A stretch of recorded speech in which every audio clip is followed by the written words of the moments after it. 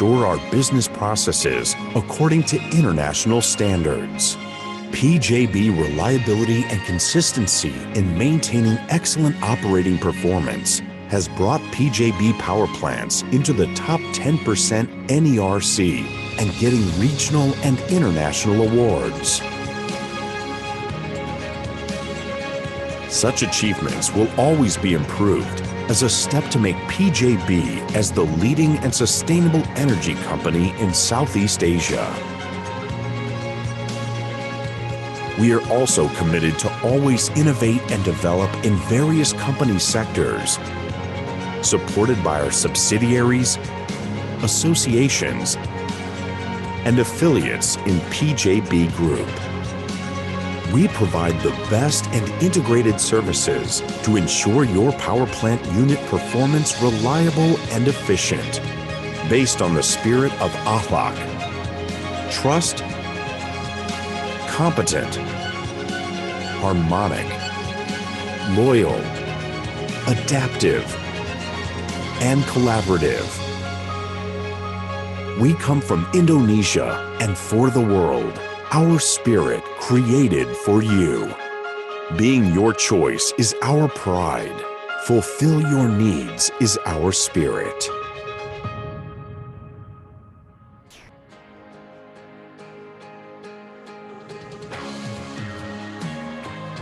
PT Pembangkitan Jawa Bali sebagai anak usaha PT PLN lebih dari 25 tahun berkarya di industri ketenagalistrikan nasional. Mengelola lebih dari 20.000 megawatt telah menjadikan kami sebagai perusahaan pembangkitan energi listrik terbesar, terdepan, dan terbaik di Indonesia. Proses bisnis yang kami jalankan didukung dengan peralatan, kompetensi, serta keahlian hingga sistem terintegrasi yang menghadirkan kualitas produk yang handal, efisien, dan terpercaya. Keunggulan tersebut kami tawarkan kepada Anda dalam beberapa bentuk layanan, antara lain EAM atau Enterprise Asset Management sebagai solusi dalam menstandarisasi proses pengelolaan pembangkit yang terintegrasi. Dilakukan secara terpusat, EAM PJB dipercaya menjadi layanan untuk mengefisienkan operasional pada unit pembangkit dan memberikan informasi yang lebih cepat untuk pengambilan keputusan. Dengan dua fitur utama seperti EAM Kit yang mengimplementasikan tata kelola pembangkit melalui metode pengampingan dengan aplikasi IBM Maximo dan SAP, serta Maturity Level Assessment untuk mengukur tingkat kesiapan atau kematangan unit. PJB EAM siap membawa pengelolaan pembangkit Anda ke level berikutnya.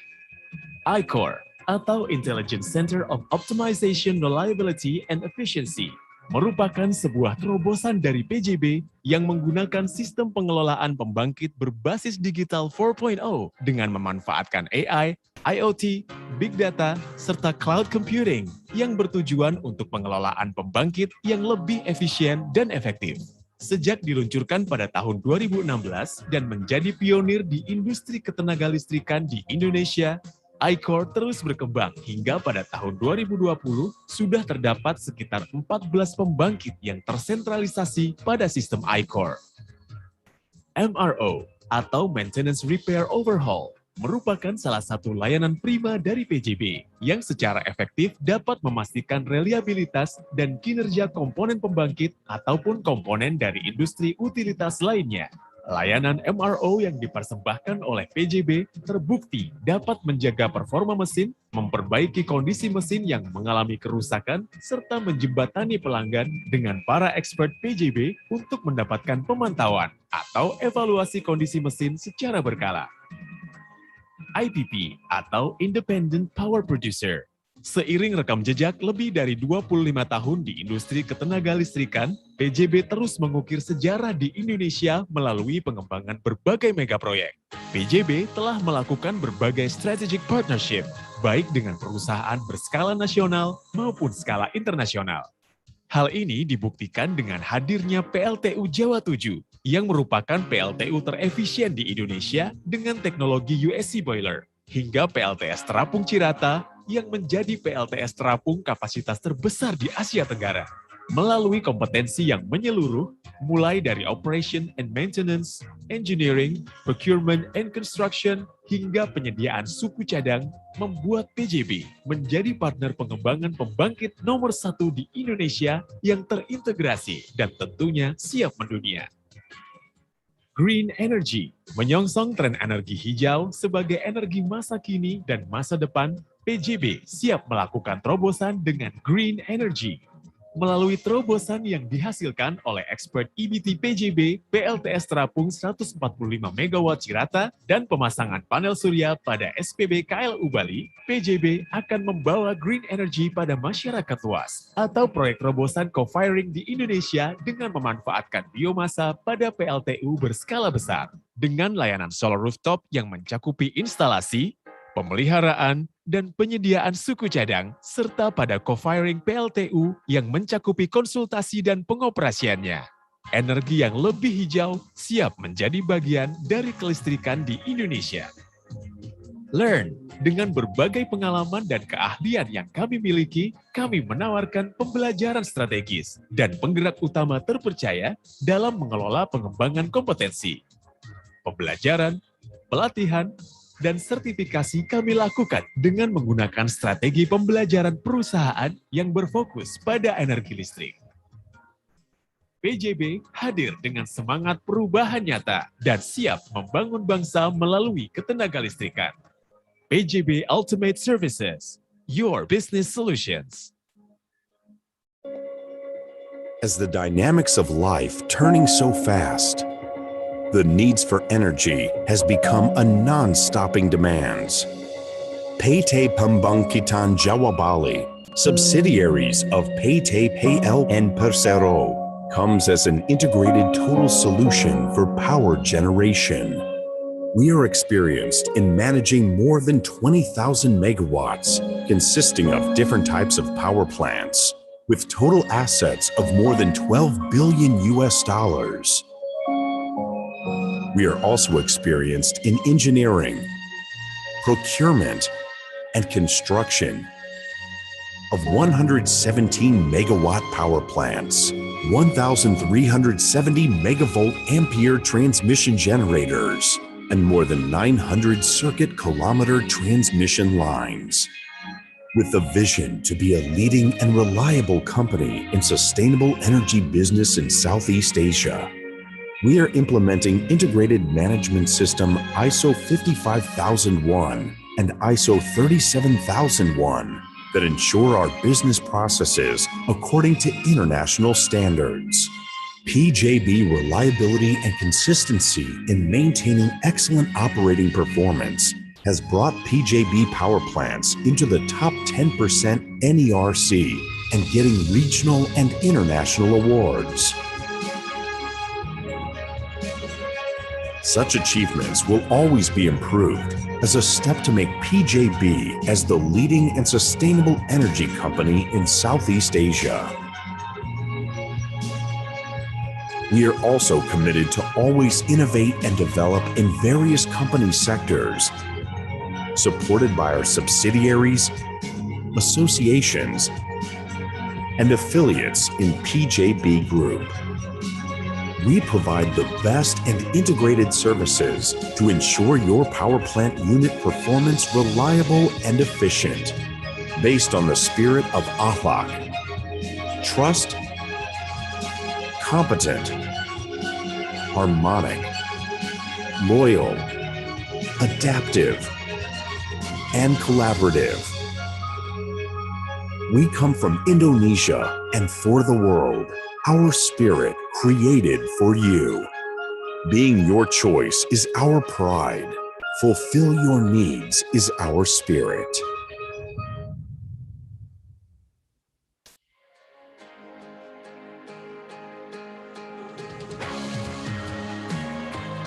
PT Pembangkitan Jawa Bali sebagai anak usaha PT PLN lebih dari 25 tahun berkarya di industri ketenagalistrikan nasional. Mengelola lebih dari 20.000 megawatt telah menjadikan kami sebagai perusahaan pembangkitan energi listrik terbesar, terdepan, dan terbaik di Indonesia. Proses bisnis yang kami jalankan didukung dengan peralatan, kompetensi, serta keahlian hingga sistem terintegrasi yang menghadirkan kualitas produk yang handal, efisien, dan terpercaya. Keunggulan tersebut kami tawarkan kepada Anda dalam beberapa bentuk layanan, antara lain EAM atau Enterprise Asset Management sebagai solusi dalam menstandarisasi proses pengelolaan pembangkit yang terintegrasi. Dilakukan secara terpusat, EAM PJB dipercaya menjadi layanan untuk mengefisienkan operasional pada unit pembangkit dan memberikan informasi yang lebih cepat untuk pengambilan keputusan.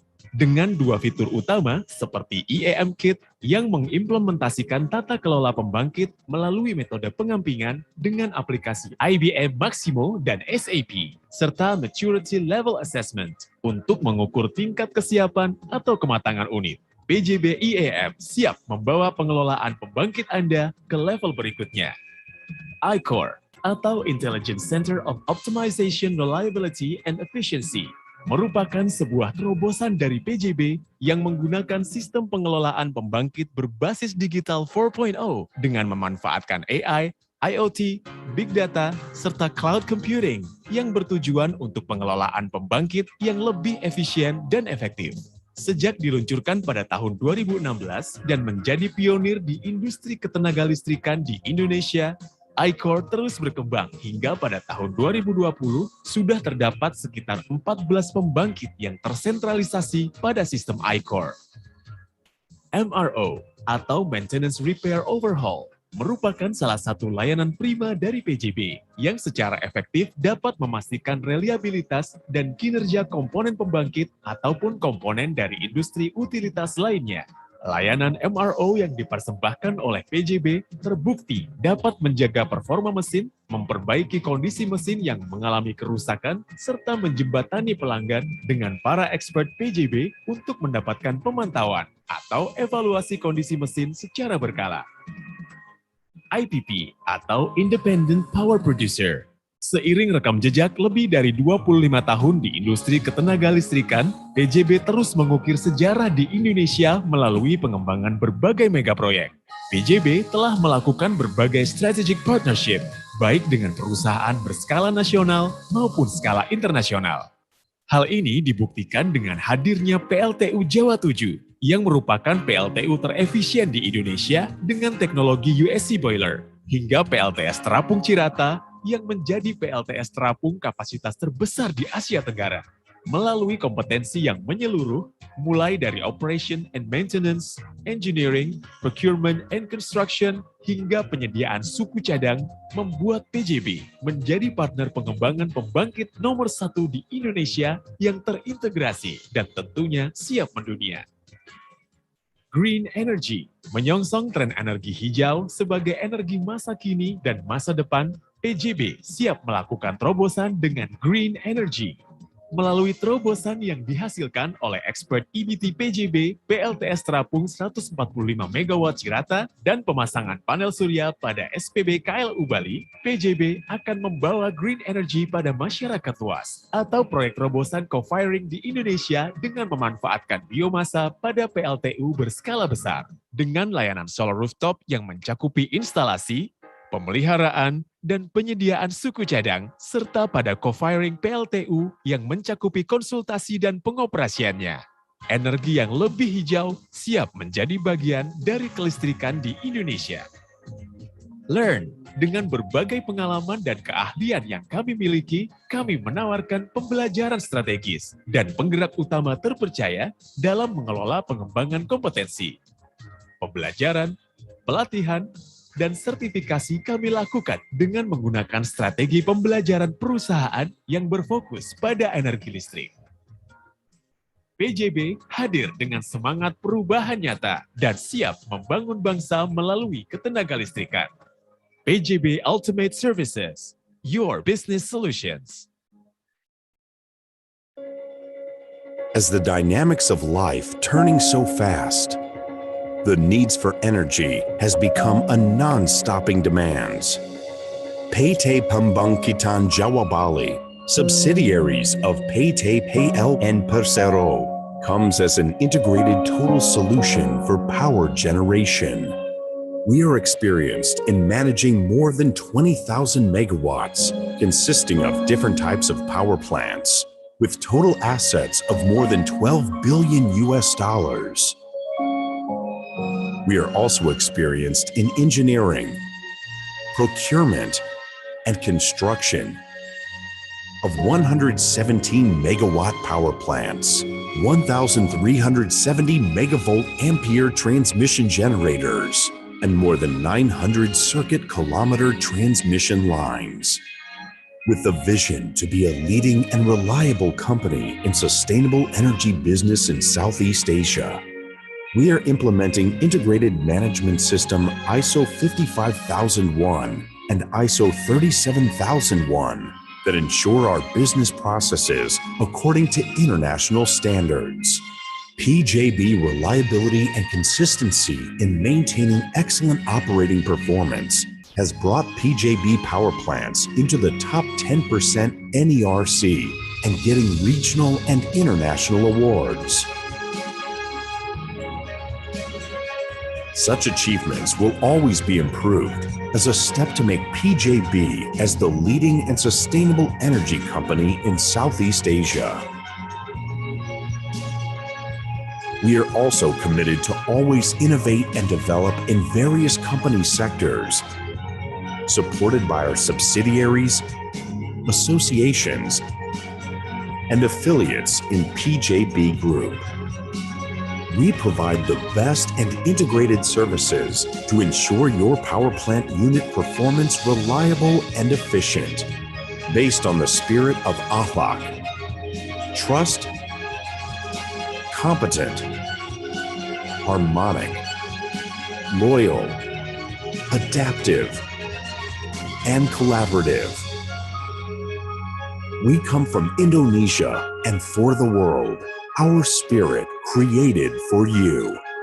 Being your choice is our pride. Fulfill your needs is our spirit.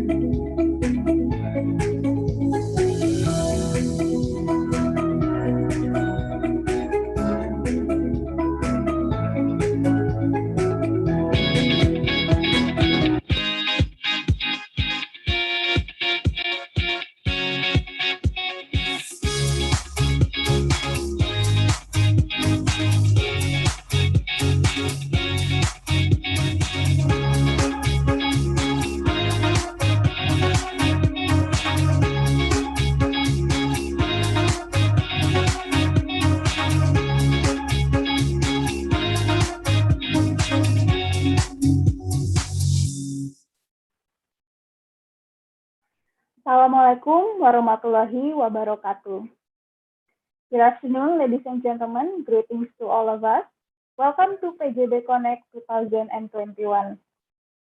The Honorable of the Board of Directors of PJB, PT PJB, the Honorable of the Board of Directors of PT PJB subsidiaries, the Honorable Mr. Ernst Kuneman as International Carbon Action Partnership, the Honorable Ms. Aryani Amelina as Environment and Climate Program Specialist of UNICEF, the Honorable Mr. Mariono as General Manager of PT PJB Python Power Plant, the Honorable Mr. Indratno Pardiansyah as the Moderator, and all of the participants who accepting the invitation. Thank you for participating in this event. Such a pleasure to meet again in the 2021 PJB Connect series, welcoming PJB's 26th anniversary and 76th National Electricity Day. PJB again present the PJB Connect exhibition. The PJB Connect 2021 activities consist of the exhibition and conference on technology and electricity products. To inform you, this year's PJB Connect is the sixth event since it was first held in 2016. This event will take place on 22 until 29 October of 2021, which today is the last day of the conference, where you can all enjoy the virtual exhibition and e-conference by accessing www.pjbconnect.com.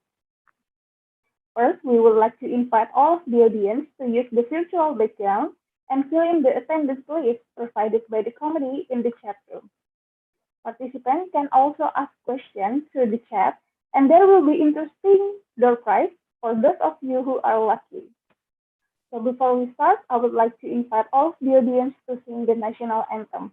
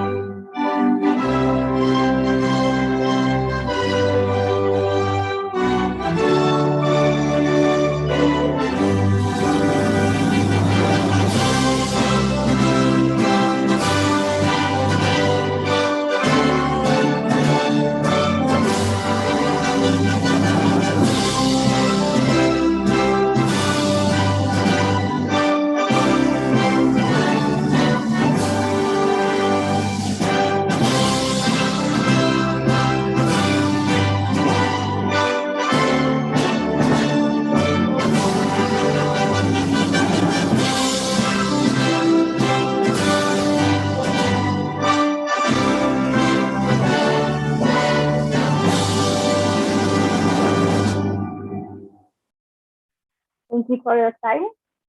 I would like to invite Mr. Iwan Purwana as Development and Commerce Director of PT PJB to give an opening speech for today.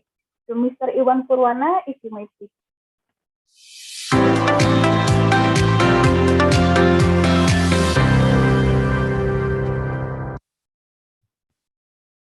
Assalamualaikum warahmatullahi wabarakatuh. Very good afternoon, everyone. The Honorable Mr. Ens Kuneman, Climate Change Specialist at the International Carbon Action Partnership. Ibu Aryani Amalina, Environment and Climate Program Specialist at UNICEF. Mas Mariono, General Manager of PT PJB at Python Power Plant, and all of audience, those come in this event for accepting the invitation. Thank you to each of you being here with us today. Before begin, I would like to express my sincere appreciation to all of you who generously help us make this event a success.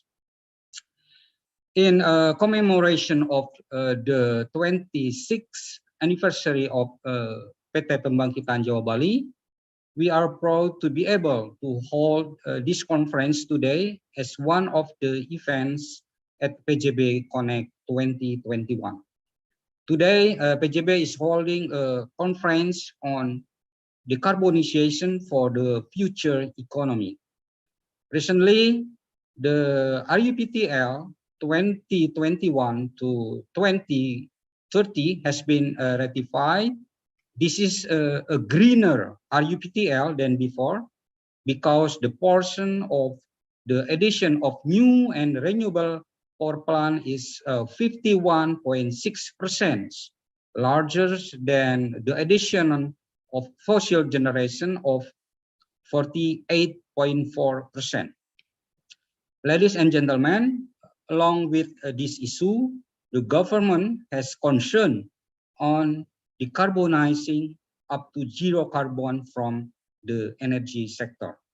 Therefore, the Energy and Mineral Resources Ministry has conducted a carbon trading pilot project for coal-fired power plant. Carbon trade is the practice of buying and selling credit that permit a company or other entity to emit a certain amount of carbon dioxide. Carbon trade agreements allow for the sale of credits to emit carbon dioxide between nations as a part of international agreement aimed at gradually reducing total emission. The pilot project has involved 32 coal-fired power plants, where the government has managed to make carbon transfer transaction through a carbon trading system. They have conducted trial runs under a voluntary scheme since early 2021 to prepare compulsory carbon emission trading system scheduled for 2025. It is an opportunity for PJB and PLN Group to examine the system in the further in order to attract more clean investor or financial institution to have a collaboration in developing clean energy project. Ladies and gentlemen, we hope this conference can encourage us to be ready on implementing the carbon trading system in Indonesia. Thank you so much. Wassalamualaikum warahmatullahi wabarakatuh.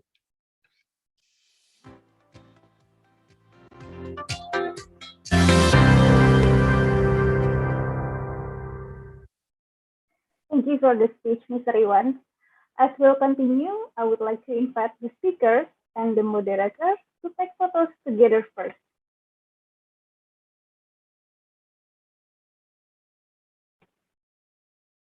Okay, we'll take a photo together on my cue. We're posing with thumbs up. Okay, on my cue, 3, 2, 1. Okay, thank you so much. To proceed to the main event, please let me introduce the speakers for today. The first speaker, Ms. Aryani Amelia, as Environment and Climate Program Specialist of UNICEF. Good afternoon, ma'am. How are you? Good afternoon. I'm very well, thank you. Thank you for having me. Thank you so much. Okay, the second speaker, Mr. Ernst Kuhneman from the International Carbon Action Partnership. Good afternoon, sir. How are you? Hello, I'm doing well. Thank you for the invite. It's great to be here. Okay, thank you so much. The third speaker, Mr. Mariono, as General Manager of PT PJB Python Power Plant. Good afternoon, sir. How are you? Good afternoon. How are you? Thank you. Fine. Okay. And also the moderator for today, Mr. Indratno Pardiansyah. Good afternoon, sir. How are you? Good afternoon, Ms. Fania. Thank you. Okay, thank you so much. Okay. All right. Thank you so much to all of the inspirational and extraordinary speakers for being here to share your insight and knowledge to the audience about today's theme, decarbonization for the future economy. So next, entering the main session of this conference, I would like to invite the moderator to guide the activities. So for Mr. Indratno, if you may please. All right. Thank you, Ms. Fania. Okay, very good afternoon, ladies and gentlemen. Thank you for attending PJB Connect 2021. For today's session is the last session of webinar PJB Connect 2021, and for today's discussion will be very interesting. Maybe some of you already knows about the definition of carbon trading or the system. So for today's discussion, we will focus with the expert from the international expert and also for the local expert about the carbon trading. So before we proceed to our main discussion, maybe have you ever thought about why we have to put a price on carbon and why do many government and business leaders support it? Maybe there are several paths government can take to price a carbon, all leading to the same result. First, they begin to capture what are known as the external cost of a carbon emission, that cost that the public pays for in other ways. So for this one, let's hear from the expert for the first time. From the first speaker, I would like to invite Ms. Aryani Amelina, a specialist from climate change from the UNICEF, to explain what is actually carbon trading and what the impact for the decarbonization. Please, Ms. Aryani.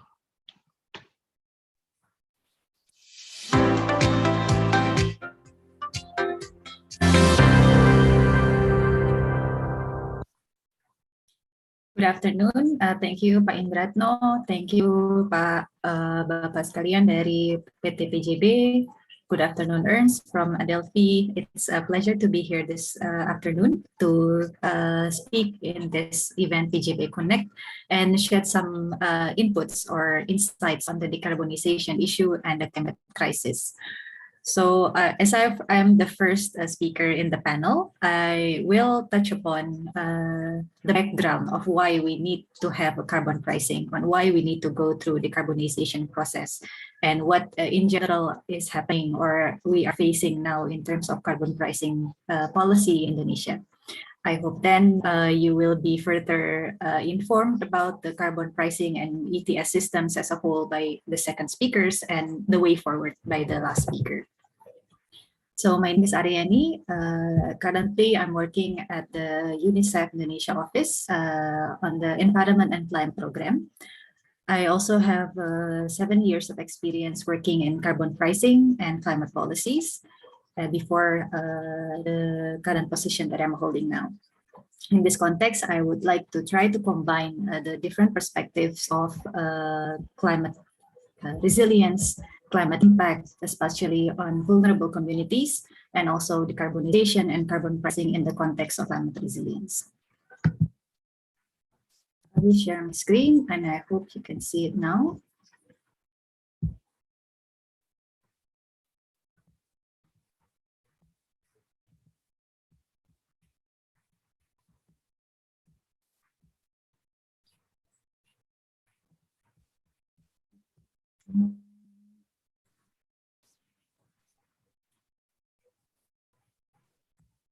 Okay. So carbon pricing, decarbonization, and climate resilience. I would like to just bring your attention again to the current situation of the climate crisis. We have noticed the greenhouse gas emissions still continue to rise despite a short decline during due to the pandemic situation. In this picture, you will see the information monitored by BMKG, the Indonesian Meteorology, Climatology, and Geophysics Agency, that shows that our Indonesia's own greenhouse gas emissions continue to rise and quite close to the global CO2 or greenhouse gas emissions that is observed in the international monitoring points.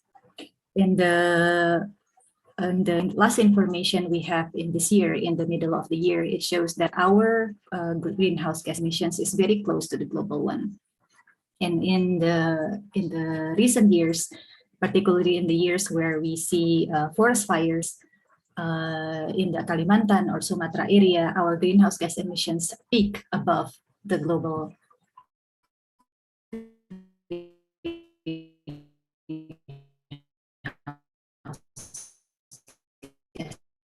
emissions, as you can see here, the concentration and harder to reduce our, to ensure that we are to ensure that we are not going to miss our climate targets. If we don't do this, ambient air temperature will continue to rise even further. we already now see the information, the data, the observation also by the MKG that ambient air temperature continues to rise. There are extreme heat occurring everywhere in the world, including in Indonesia.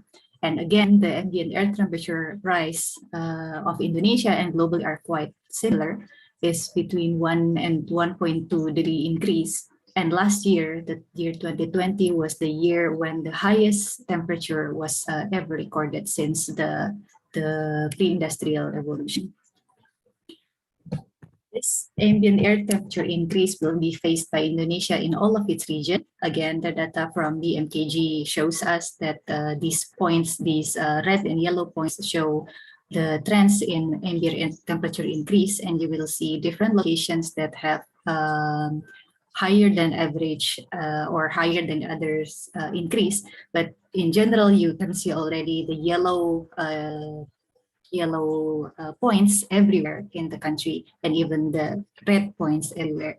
And it shows that this is a challenge that we all will face no matter where we live in the country. Increased rainfall will also will be happening, and due to this increased rainfall, more intense rainfall, more longer periods of rainfall can cause major floods. This flood is not a new challenge for Indonesia in many urban locations, particularly, but we are seeing more and more major floods or big floods happening around the country in urban and also rural areas. This can cause a loss of livelihoods, loss of homes, loss of lives, and even loss of children's lives. The physical economic losses will be higher than what we are already seeing in 1 year. We are losing 30 trillion Indonesian rupiah due to disasters, natural disasters that will be exacerbated or made intensified and more frequent by climate change. Due to this situation globally and in Indonesia, we know that everyone in Indonesia is at risk, but children are the most disproportionately affected. UNICEF this year published a research study report, The Climate Crisis, which say the climate crisis is a child risk crisis.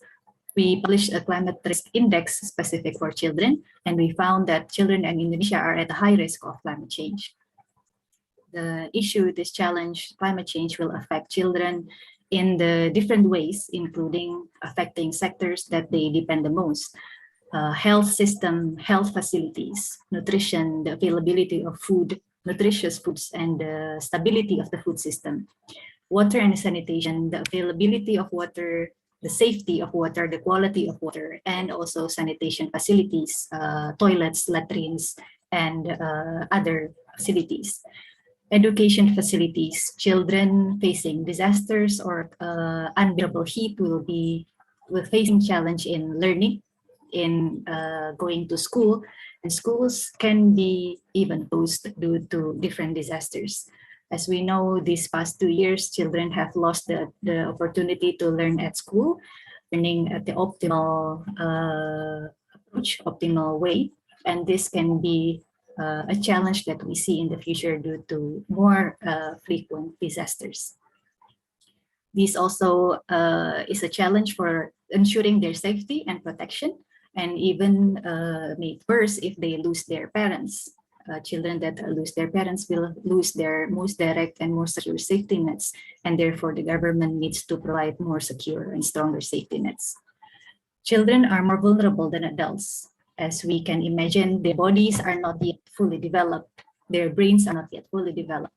Their strength to extreme temperature, to diseases, to factors, to air pollution is not as strong as adults. This is why children will be affected the worst. And this is why we need to put a different approach and a stronger approach for children. And above all, climate change will affect them, children and adolescents, throughout their life. So children who are born today, children who are toddlers today will face climate change throughout their life. And if we don't do anything to decarbonize and to reduce greenhouse gas emissions and increase climate resilience, they will face an even stronger effect throughout their life, from the moment they were born until the moment they become adults and become a part of the economy and part of the nation's development. One of the ways, or one of the policies developed by the government of Indonesia in ensuring that this does not happen, and in doing more to combat climate change, is to publish or to develop its commitment to the global level, called the Nationally Determined Contributions and Long-Term Strategy excuse me, to the United Nations.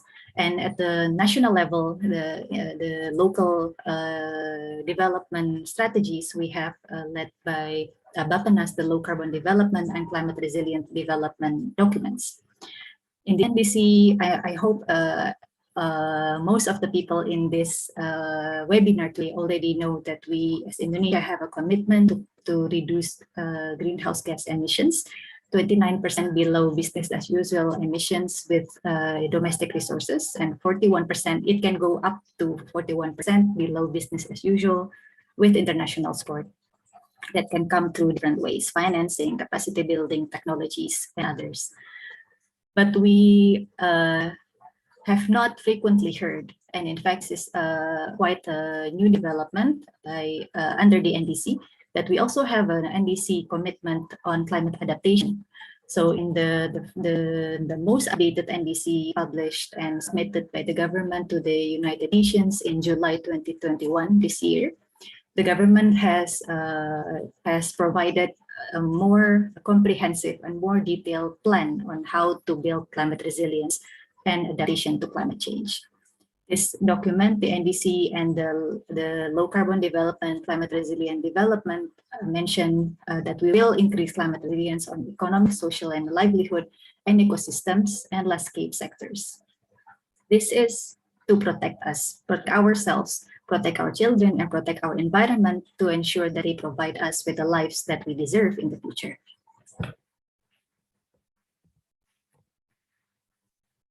What needs more to be done after we have these policies? We need to implement, of course, after we have a plan and a commitment. We need to reduce greenhouse gas emissions. We need to invest in climate adaptation and resilience. We need to involve all parties in this effort, support the participation of all people, vulnerable communities, indigenous people, young people, people who needs more skills building in rural areas and even in urban areas. We need them to be involved in climate change actions, in sustainable energy, which is something that is very close to the heart of the PJB, and involve them in the decision-making processes.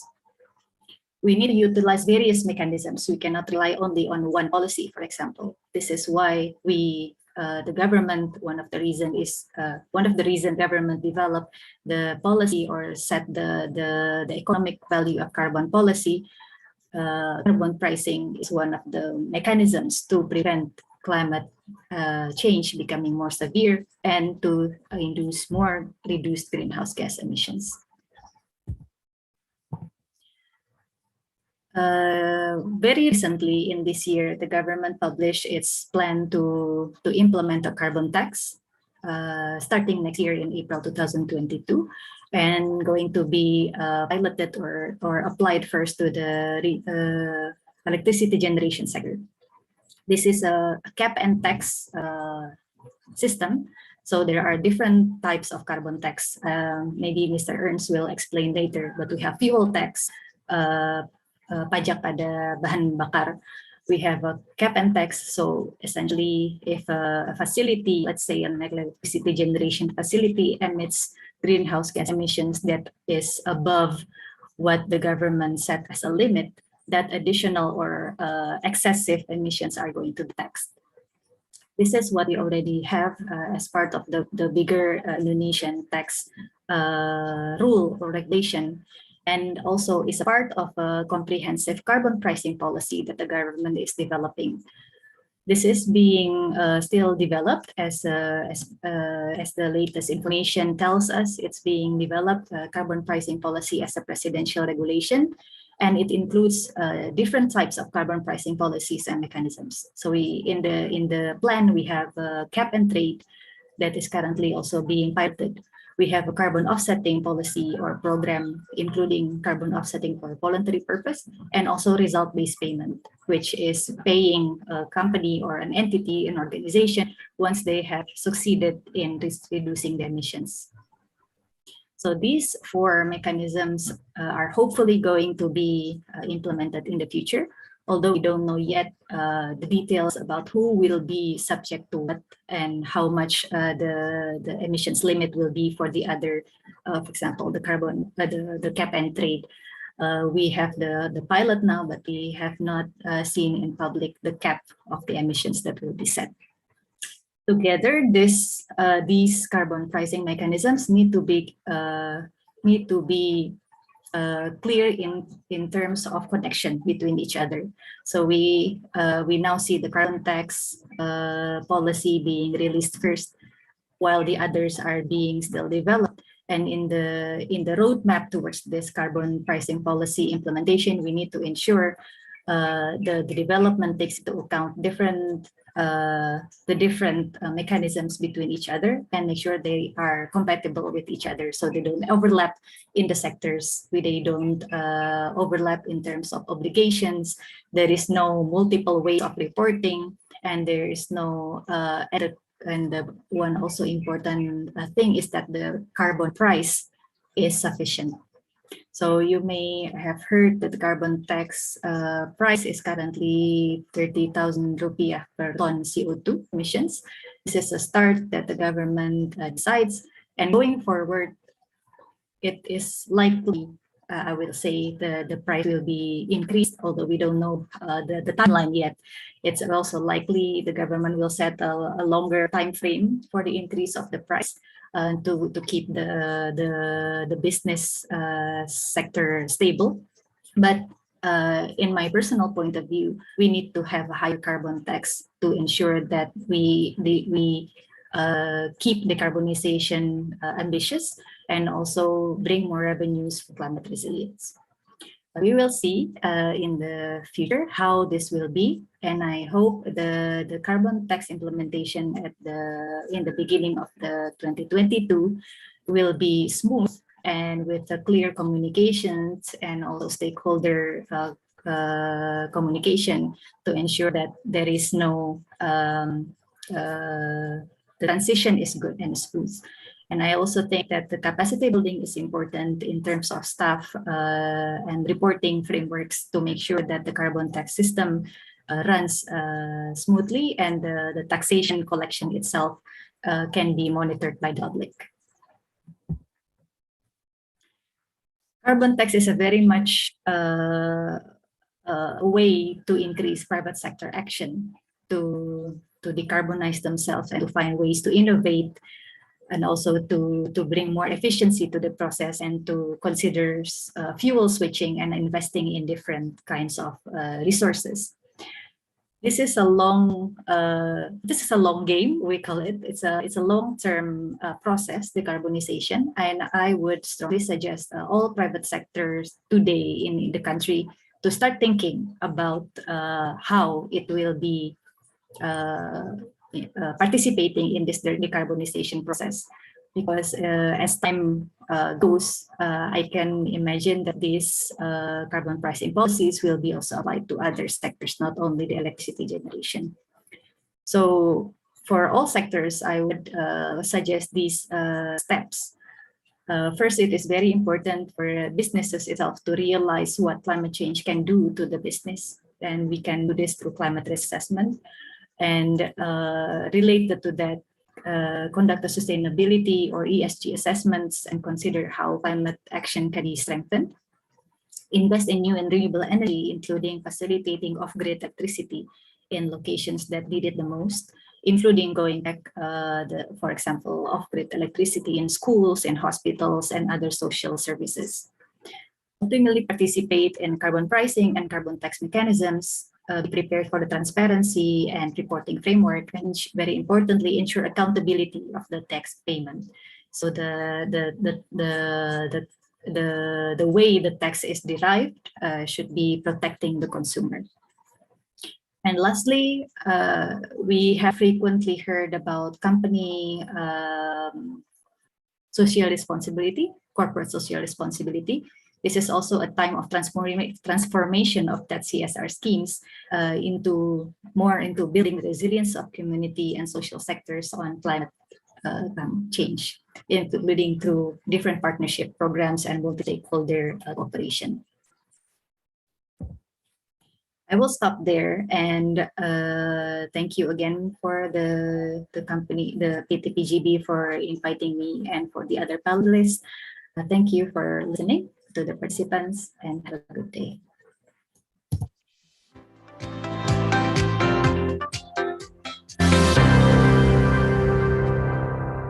All right, thank you very much for Ms. Aryani Amelina for a very interesting explanation regarding the effect of the climate change, not only for physical, it's only to economic also, and another what needs to be done to prevent the climate change itself. Next, we will proceed for another detailed information regarding the carbon trading system implementation and also the definition itself. I would like to invite Ernst Kuneman, the climate specialist from the International Carbon Action Partnership. Ernst, time is yours. Yeah, thanks so much, Indra, and warm welcome to all of you. It's great to be here today. So my name is Ernst Kuneman. I work as a project manager at the International Carbon Action Partnership, which is an international forum that brings together governments in order to advance emissions trading systems, share best practices, and generally share knowledge and sort of see how those instruments can really play or are already playing an important role in decarbonizing industry sectors. So my role there, I focus mainly on a range of carbon pricing, design and implementation issues. And I specifically focus on how to make carbon pricing especially effective in the electricity and industry sectors, as there are various interactions that must be considered for carbon pricing to really deliver the incentives that it is intended to do. I'm based in Berlin, but I'm currently joining you from Amsterdam. And let me briefly share my slides with you here. Can you all see my screen? Yeah, it's good.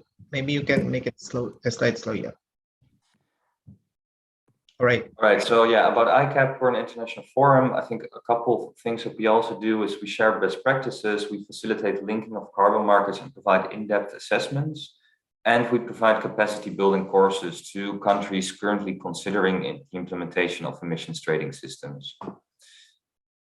Now, for today's inputs, I'll start with a brief focus on the prominence, sort of the potential of emissions trading in the power sector. I'll then provide a brief overview on the potential or sort of the mechanisms of emissions trading in a liberalized power market.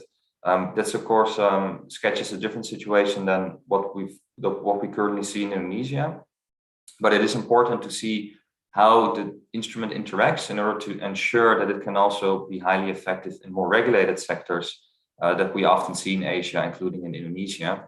And I will share close with some concluding thoughts. So why emissions trading? An emissions trading instrument places a quantity constraint on emissions, which is consistent with the carbon budget approach. And by doing so, it creates certainty over the emissions reductions pathway over the long run. And this makes it crucially different from a carbon tax, which creates more certainty on the price level that you impose on emitters. And both have their pros and cons. For the electricity sector, I would say the most important feature is that there is a carbon price signal, whether it comes from an ETS or carbon tax, that depends on broader considerations. Now, an emissions trading system can achieve emissions reductions at least cost. And this also distinguishes it from a carbon tax, as you essentially create a market for emissions with tradable certificates, allowing market participants to trade allowances. And the key potential there for an ETS is that it can really incentivize emissions reductions at the lowest cost possible. And it sets in place a clear reduction pathway and thereby communicates to investors the investments that will be necessary over the long run and those that should not be part of investment portfolios any longer. So in the power sector, an ETS can deliver three things in particular, which is low carbon production. It may also incentivize low carbon consumption and in particular low carbon investment. Now there's also potential for an ETS to drive innovation, it essentially being part of a broader framework aimed at in sort of steering innovation towards low carbon technologies and processes.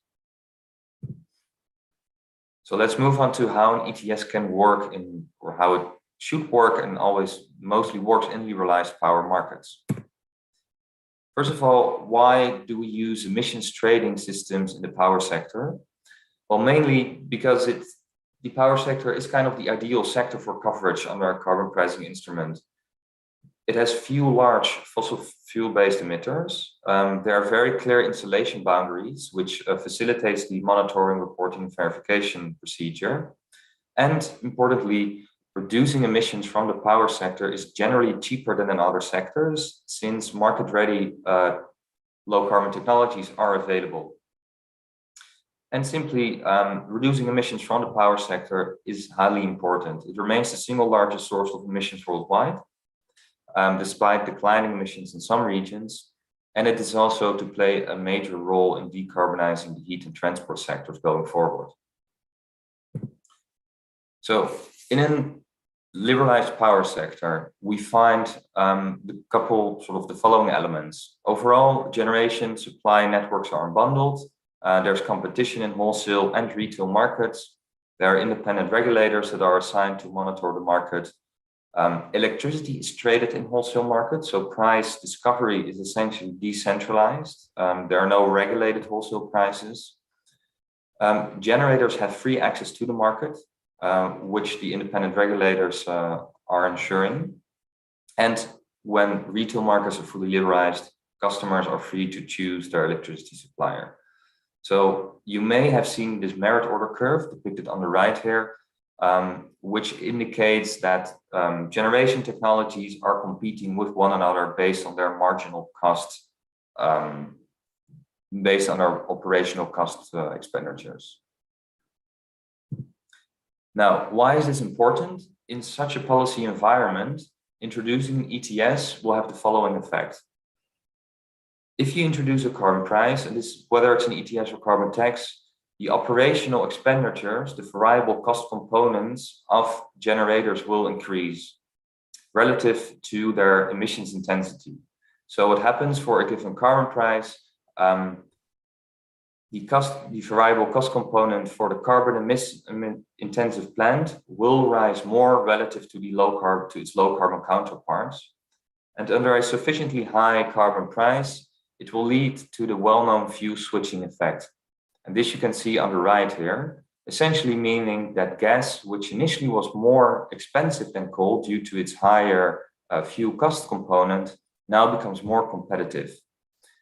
Then what happens is that the load factors of the most emissions intensive units decline, meaning that for a specific amount of demand, you will use less of your most carbon intensive units, and thereby you generate direct emission savings.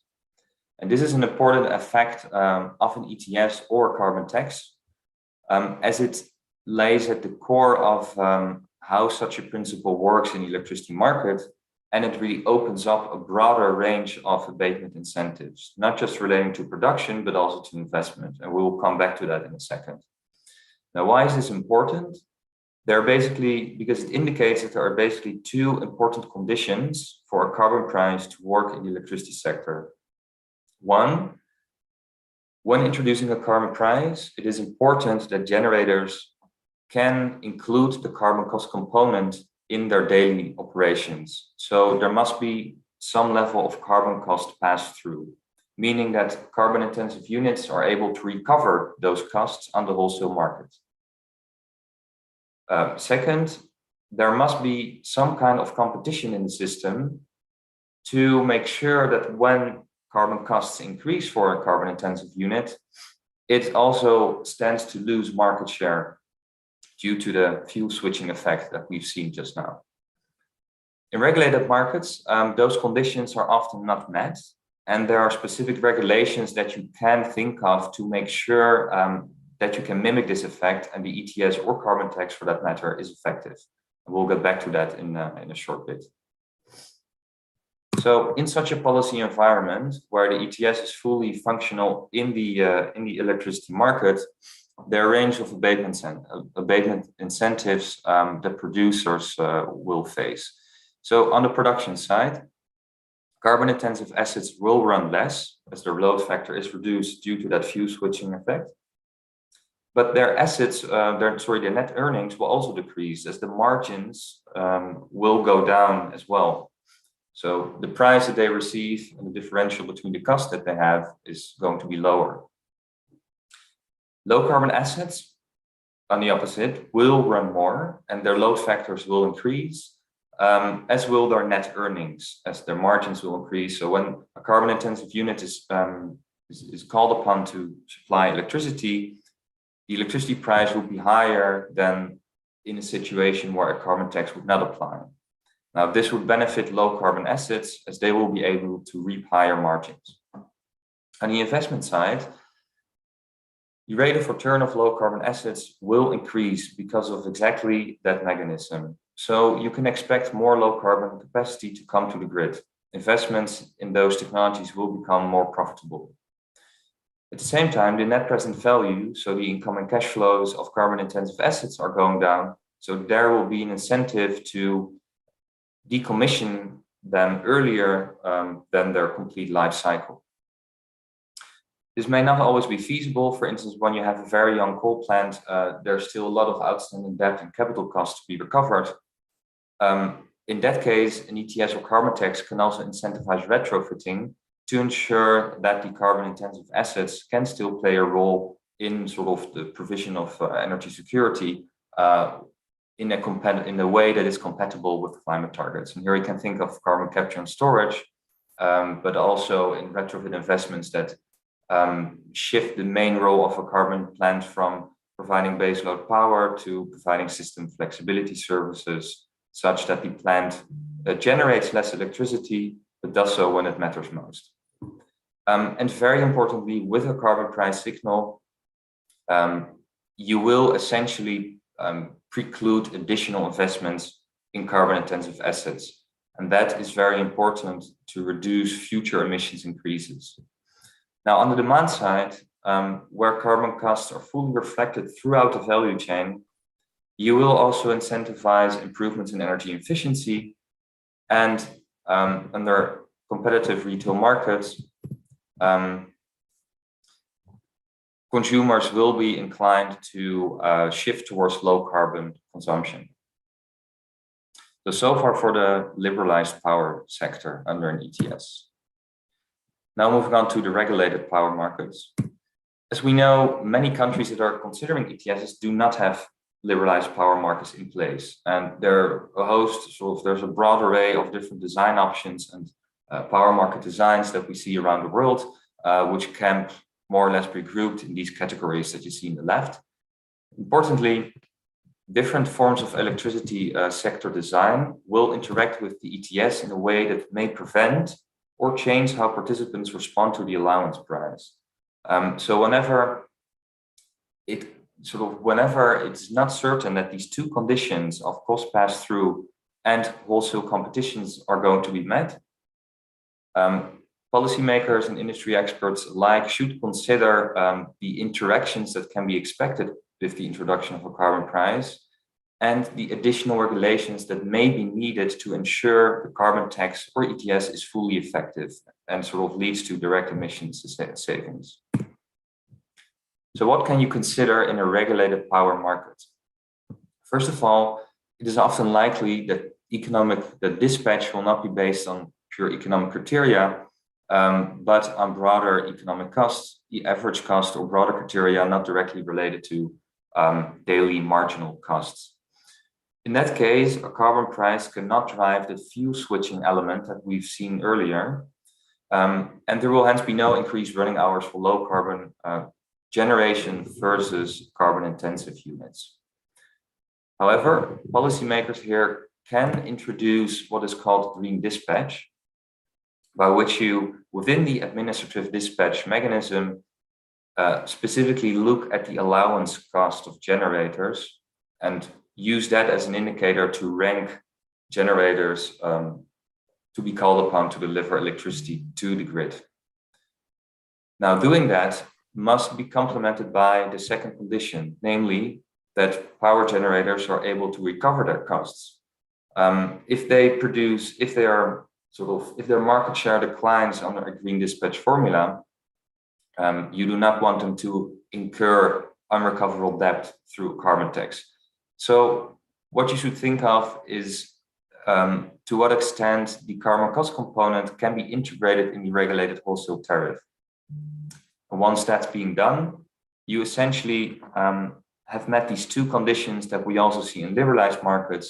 That is, there is some form of competition based on emissions and allowance costs can be reflected. In some cases, however, carbon intensive units are regulated by so-called take or pay contracts, which means in cases where they are curtailed, for instance, through a green dispatch formula, they will still receive payment. Now, that may not be compatible with a carbon pricing instrument, as it kind of dampens the investment signal for low carbon assets. So careful consideration is needed there to ensure that carbon costs can be recovered, but there's no specific additional compensation for curtailed hours. And finally, on the retail side, we often see regulated retail prices across a range of jurisdictions, also in jurisdictions that have sort of regulated wholesale markets. And in those cases, a carbon price will not drive low carbon consumption. There are specific examples where countries have looked at covering indirect emissions under the ETS. For instance, this is being done in Korea, where you can then try to mimic some of those effects that you would have seen in sort of a fully liberalized market. Now, irrespective of power market design, whether you have a liberalized market or a regulated system, a carbon price will interact with the structure of the electricity market. For instance, the opportunities for fuel switching. Fuel switching generally depends on whether gas capacity is readily available. So in systems with a highly diversified fuel mix, where both coal is present, but also gas and renewables, a carbon price has high potential for short-term abatement gains, as it will essentially ensure clean dispatch effects where gas units are more efficiently utilized compared to coal or other carbon-intensive assets. Now, where coal is dominating the system and gas is relatively absent, the fuel switching potential is simply much lower. The other important aspect to consider there are the costs of fuel switching. So generally, the lower the cost differential between gas and coal, the lower the carbon price needed to incentivize a fuel switch. But if, say, a jurisdiction has very cheap domestically available coal, but would be reliant on expensive imported gas, the carbon price will be much higher to incentivize fuel switching. So there, the important consideration also becomes, how does a carbon price interact with existing fuel taxes or subsidies? And aligning them is really important for an effective functioning of the carbon price. The age profile of the fossil fleet is also an important consideration, as older plants are more likely to have recovered more of their investment costs compared to newer plants, which makes decommissioning less costly. So where a coal fleet is very young, very new, early decommissioning may simply not be economically feasible, but there the carbon price signal will push towards the direction of retrofitting. So those examples that we mentioned earlier, be it sort of efficiency increases, carbon capture storage, or catering more to flexibility needs of the system. But the age of the profile of the fossil fuel fleet is also important, as sort of the more older the asset profile, it's also more likely that the marginal generator is increasingly carbon intensive. And when that is the case, you may expect a bigger impact on electricity prices when they are fully passed through. And companion policies are critical. We already sort of looked at that issue of long-term contracts. So with take or pay contracts where remuneration and utilization rates are fixed, it would be important to bring in some additional flexibility there in order to align with the functioning of a carbon price signal. But there may also be other systems such as capacity remuneration mechanisms or phase-out policies, which will all interact with the carbon price. And this is very jurisdiction specific. So a few concluding thoughts. An ETS will generally be most effective in liberalized and competitive power systems, but they can be highly effective in regulated power markets as well, if careful considerations are being given to making sure that the price signal is reflected throughout the value chain.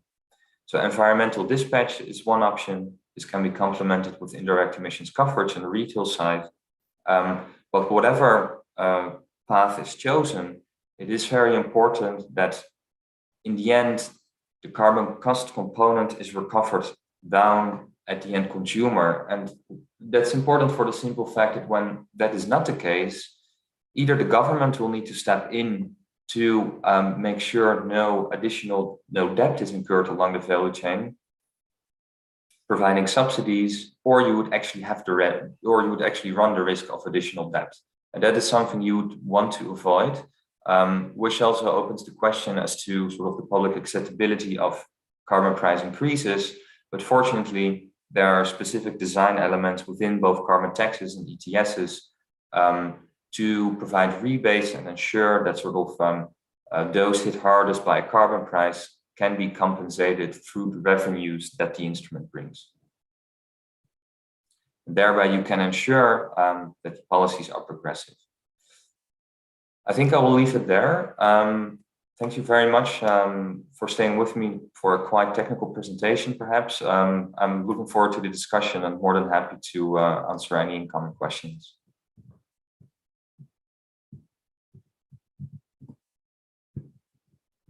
All right. Thank you very much, Ernst, for your detailed information regarding the carbon system. And yeah, as you already know that the carbon price also can stimulate a clean technology and market innovation and fueling a low carbon driver of economic growth. And the ETS also is more effective in a liberalized market for the electric sector. Okay, next we would like to invite our next speaker, Mr. Mariono, the General Manager of PT PJB Python Power Plant, for next presentation regarding the implementation of carbon trading in Python Power Plant. Mr. Mariono, time is yours. Okay, thank you, Pak Indra.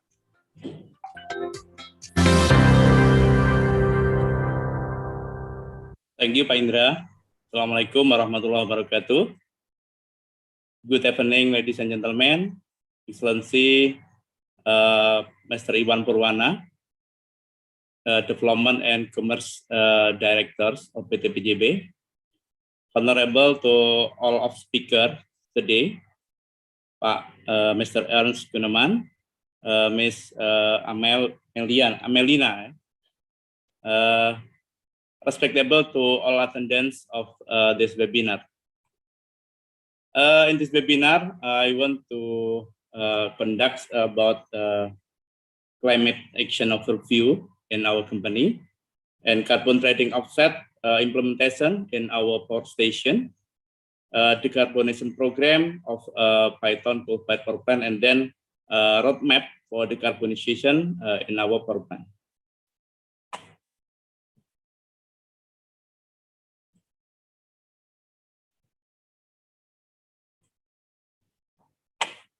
That is clear, Pak Indra? Yeah, it's good. Pak Mariono, you can proceed. Okay. There is our team, IT members to prepare this material. Number one is me, Mariono, and second one is Ms. Gustiwa Dania, is environmental supervisor in Python Power Station, and Pak Anjar Adioso, environmental staff at PT PJB head office. Our presentation consists of 6 parts. Number one is a Python profile. Second one is climate action overview. Number 3, carbon trading and offset. And then Python's decarbonization programs. Number 4 is decarbonization roadmap, and then conclusion. There is our profile. Python Power Station located at East Java, eastern of Java Island. We operate 2 times 400 megawatts.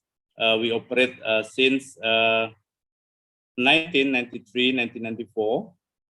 And in the Java Bali grid, is we contribute around 3.3%, and in East Java region we are about 8%.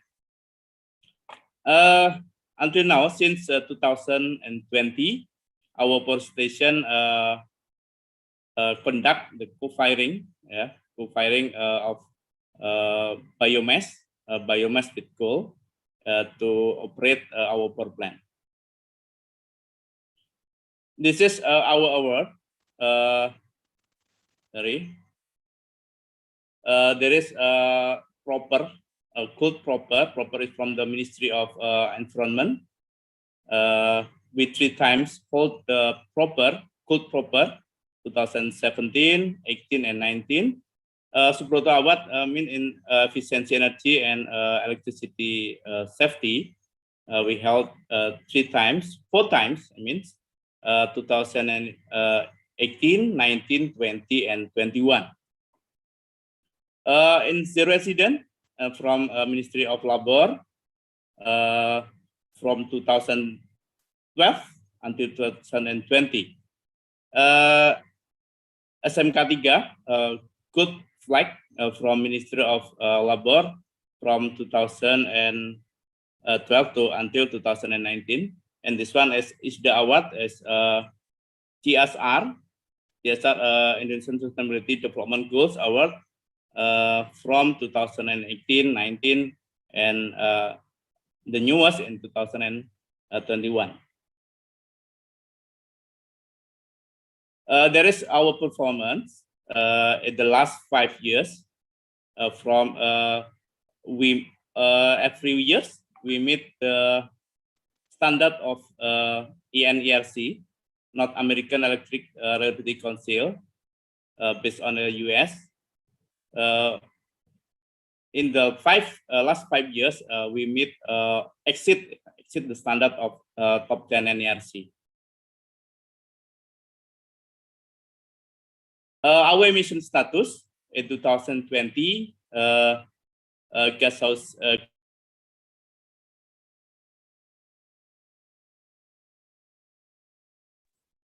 greenhouse gas. Hello, Pak Indra. Yeah, yes, Pak Mariono is still on. Okay. Our emission status is below the greenhouse gases intensity from the Ministry of Energy and Mineral Resources. Is in number 1 is 0.96 CO2 per megawatt hours, and in number 2 is 0.95.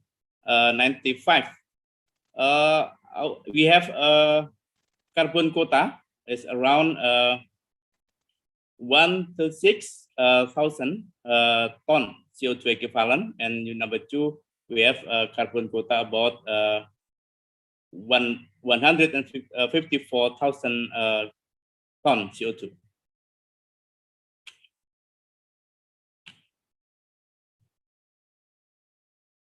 In PJB, we can introduce to you all of attendants. This is our company.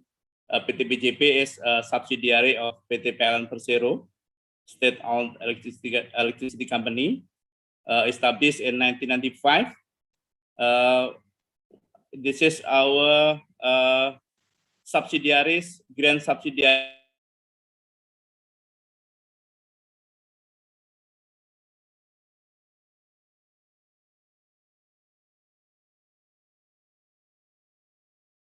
Pak Mariono, excuse me, you are mute. Maybe you can unmute now.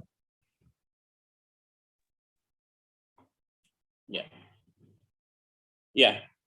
Okay. And until now, we operate around 20,000 megawatt of in the various area in all Indonesia, from Aceh to Maluku. And this one is our award, from the Ministry of Environment. And then the various type of power plant we operate: hydro, solar PV, and so on.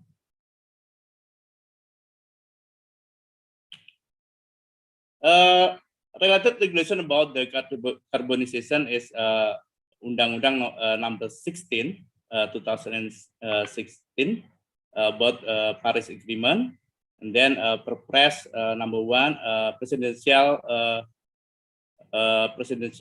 regulation number 61, 2011, about the reduction of greenhouse gases, Permen from Ministry of Lingkungan Hidup, from Environmental Ministry of Environment number 72, 2017, and many regulation we can adopt to reference our operation of decarbonization. There is a target of national determined contribution energy sector in 2030. We should reduce GHG emission around 314 and 398. There is 2030 as the highest energy sector emission reduction in our national. There is RUPTL PLN 2001 and until 2030. There is the greenest RUPTL. According to PLN mission is menjalankan kegiatan usaha yang berwawasan lingkungan to conduct the business as environmental friendly. PLN has a policy to reduce GHG emission. Such number 1 is prioritizing to development of new and renewable energy. Number 2 is fuel switching and exhaust gas utilization. Is fuel switching, and the PLTU is carried out by replacing some of the coal fuel with biomass. Number 3 is utilization of biomass based fuel as an energy source. Number 4 is using low carbon and more efficient technology. PJB Climate Action Initiative is first one is a global warming adaptation, increasing power plant community resilience, adaptation to rising sea level. Number 2 is adaptation to increase an intake channel temperature for furniture usage. Number 3 is adaptation to increase disaster risk, like forest fires, tidal floods, and any typhoons. And second one is climate change mitigation. Our mitigation program is company GHG inventory and mitigation project, ISO 14064. Number 2 is market-based carbon instrument. Number 3 is development of rooftop renewable energy and solar power. Number 4 is scale up biomass co-firing. Number 5 reforestation with productive trees. Number 6 CCUS or CCS. Number 7 is improve plant efficiency and digitalization. In carbon trading and offset in our power plant, especially in Python power station in 2020, our intensity is below the cap. Yeah, our intensity is 0.95, below the cap. And 2020, our tradable surplus is around 203 tons CO2 equivalent, and potential income is around 6 billion rupiah. There is our potential economy about carbon cap on Minister of Energy and Mineral Resources scheme. Python rose as a qualified power plant seller in PSP pilot in 2021. In this graphic is an entity X that produces emission in excess to the cap is required to purchase an emission permit from an entity whose emission are still below the cap, or purchase an emission reduction certificate. And the next is in the right of the graphic, in the event that entity X is unable to purchase an emission permit or emission reduction certificate for emission above the full cap, the remaining emission will be subject to carbon tax. This is the next challenging to our carbon cap, trade, and tax from Minister of Treasury. And carbon trading in 2021, we trade our carbon from two power plants from the PLTU Rembang in Central Java, and then PLTU Tanjung Arwar in East Java. Is we can buy 500 ton CO2 put of this power plant, and totally we sell carbon around 1,000 ton CO2 from our power plant unit number 2. UP Python also was the first coal-fired power plant in PLN, which voluntarily carried out carbon offset to reduce greenhouse gases emission in Indonesia. This is the certificate of climate protection we conduct in 2020. Carbon offset program totally from unit number 2, we conduct 4 areas. Number 1 is from offset from Sipan Siaporas hydro power plant in carbon credit scheme-nya in VCS, voluntarily carbon system. It's about 1,000 ton CO2. Second one is in 18 August 2020 from Cirata Solar Power Plant. Carbon credit scheme is from PPE Renewable Energy. Our carbon offset around 207 ton CO2. Second one from low energy lighting and solar cell at Desa Kalianget near our power plant. And fourth one is Andung Biru Mini Hydro Power Plant from renewable energy as carbon offset around 416 ton CO2. Totally carbon offset in 2021 is 1,672 tons CO2.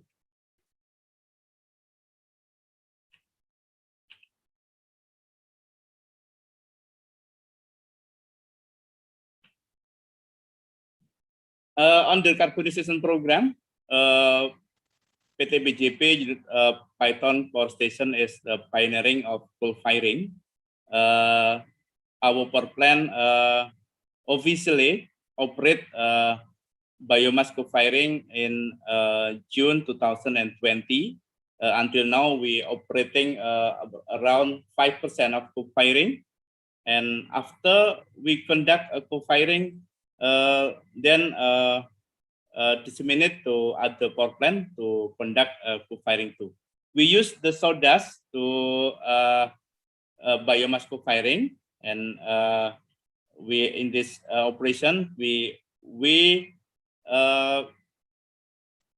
reduce our emission reduction and so on. And in the social economy, we can try to increase the social economy of from the ring 1.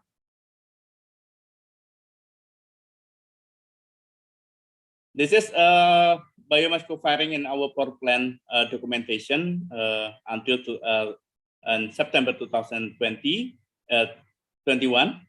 Our production is around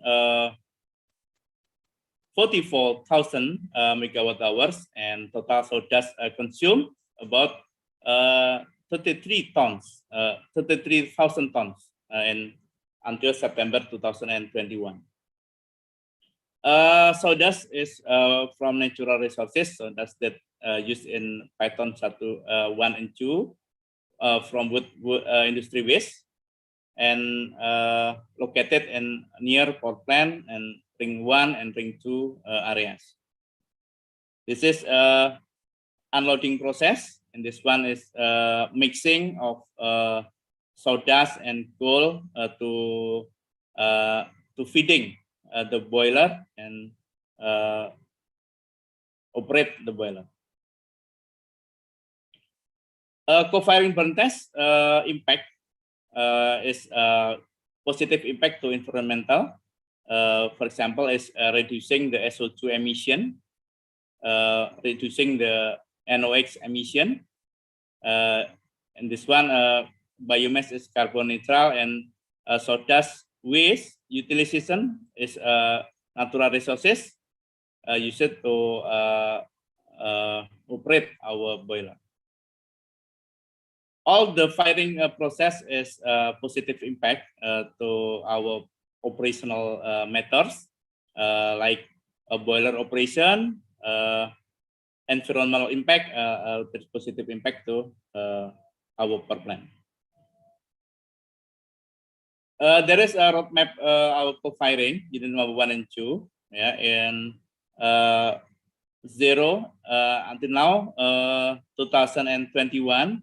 We actually around 5% of co-firing biomass, and year by year we can increase this target. In the next, we have goal, we have target. Our power plant can switch to 100% of biomass co-firing, maybe in before 2030, our power plant can switch totally to co-firing. Excuse me, Pak Mariono, your time is about 1 minute left, so maybe you can speed up to the conclusion, because after this we're going to have a Q&A session. Okay, thank you. Okay, this one is Andung Biru of Mini Hydro Power Station. And that one, our one of the CSR program from the our power plant.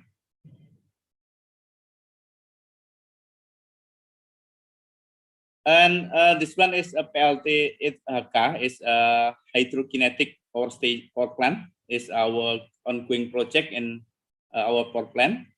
This is in the outlet canal, discharge canal of the our power plant.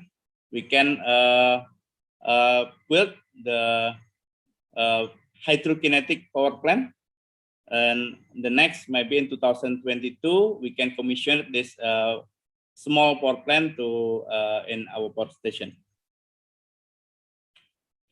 Other mitigation is efficiency program.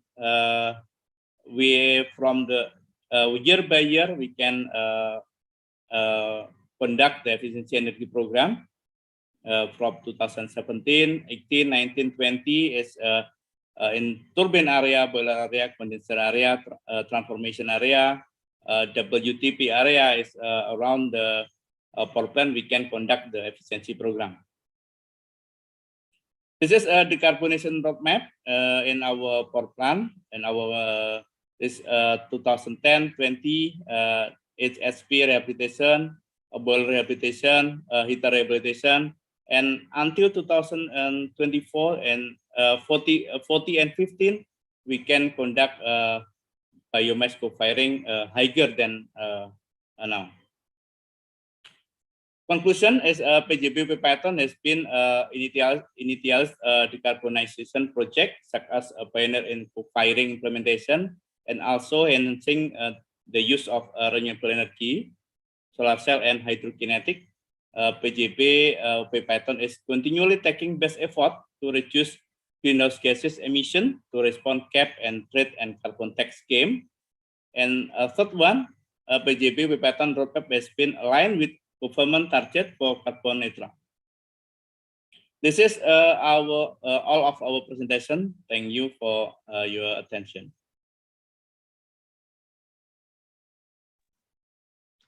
All right, thank you very much, Mr. Mariano, for your impressive presentation regarding the decarbonization and climate change action in PT PJB to support net zero emission.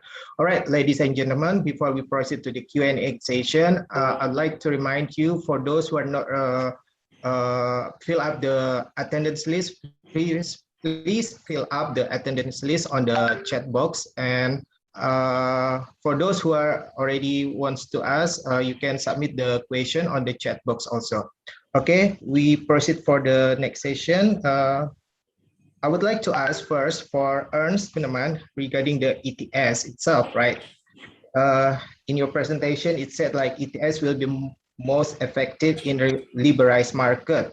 But you know, here in Indonesia, the electricity market is still regulated by the government, where the government decide the price to the consumer. If the carbon trading system is implemented, in your last slide also you said like it needs a careful design, especially in combined with indirect emission coverage. What are those included in the emission coverage, and how to minimize its effect to the electricity price for the consumer? Yeah, many thanks for that question. So overall, like ETS and carbon pricing instruments are highly flexible. And I think the good news is no matter if you're in a system with a liberalized or regulated market, you can make them work. The only difference is that in a fully liberalized market, you can basically introduce a carbon pricing signal without additional regulations, because you basically integrate a market-based price signal in a market. So they're sort of immediately compatible. In a regulated system, you can also integrate a price signal, but you must then consider the interactions that take place and how you can correctly internalize the price signal in the operations of the electricity generators up down the value chain to the end consumer. So on the wholesale part, it is important to look at those two conditions. One, can carbon costs be reflected in the electricity price that generators receive? So can they pass on the carbon costs that they incur in their electricity tariff? And the second is, can some form of competition be included in the dispatch mechanism such that the carbon intensive plants sort of are pushed up the merit order curve that we see also happen in liberalized markets? And there are sort of good instruments to make that happen, for instance, through a green dispatch formula, where you not only look at administrative criteria, but also at allowance costs in sort of the ranking of generator units. But if you do that, yeah? Just proceed. I'm going to ask later on. Sure. So if you do that, a green dispatch mechanism, it is important that you combine both that sort of ranking mechanism with a cost recovery component. Since if you assume that a carbon intensive generator is going to run less because of the carbon cost component, it must at the minimum be able to recover that cost. So that's one thing on the wholesale side. On the retail side, there are simply many jurisdictions in Indonesia, it's not the only one, where regulated retail prices are fixed. We also see this in jurisdictions that have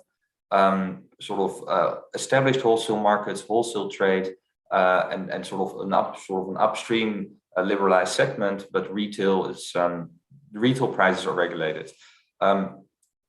In those cases, you cannot assume that the electricity price directly increases with the carbon cost component. Therefore, it is likely that the end consumer does not face a direct carbon cost signal. Here, what you can think of is say, well, under an ETS, let's also make big industrial consumers liable for their indirect emissions from electricity consumption, and let's include them in that emissions trading system. It's that way you directly provide a signal to large industrial consumers and ensure that they can sort of look at sort of efficiency measures to make their industrial process less carbon intensive. And Korea has been doing this, and they have built up a lot of experience in that regard. And of course, the main thing, the main issue that should be addressed there is to avoid double counting. So if you have because you would no longer only target direct emissions that come from emissions generation, but you would also include the emissions from electricity consumption by big suppliers or industrial electricity consumers. But it is a principle that has worked, and it might well be feasible in the Indonesian context as well. So probably when it is implemented, like the ETS system itself, right? The price will not be so effective, very high, right? For the carbon, for the electricity price in the retail, you mean just now? I mean, compared to the Europe electricity system, they're mostly generated by the renewable energy. Here in Indonesia, we are still using the fossil fuel, especially from the coal-fired power plant. So if we implemented this system, like a carbon trading or carbon tax, means it will also add some additional prices to the price in the retail consumer. Yeah, if a carbon tax or an ETS is introduced that places a direct cost component on carbon-intensive electricity generation, the prices will go up. It's inevitable, but it does depend on carbon pricing design. What jurisdictions often do is in the initial stages, they provide free allocation, especially in our emissions trading system, and this will decrease the net cost component that is imposed on carbon-intensive producers. So the exact ratio by which the price will increase does depend on how the carbon pricing instrument is designed. All right. Thank you so much, Ernst, for your impressive answers. Hopefully our government can decide what is the best for the carbon trading system or maybe carbon taxes for in the future in Indonesia. Okay, next maybe I would like to ask to Mr. Mariano. Mr. Mariano, as we know, right, our government has spent the last year preparing for the emission trading system for the future domestic carbon market. The process already has been long ongoing and been discussed in the ministry and also with the president also, but the policy is still not issued by now. But as in your presentation, the PT PJB as the subsidiary of PLN already conducts some decarbonization and climate change action, such as the co-firing. I mean, do you think it's how is the benefit the co-firing action to support the net zero emission? Yeah, thank you, Pak Indra. In our presentation, co-firing can positive impact to environmental issue like reducing the SO2, NOx, and others. And there's no impact about the operational activity and our boilers. Now we can try to increasing the co-firing rate, yeah, from initially in 2020 is 1 until 2% of co-firing, and now in 2021 is around 5%, and then maybe in the next year we can increasing co-firing rate to reducing the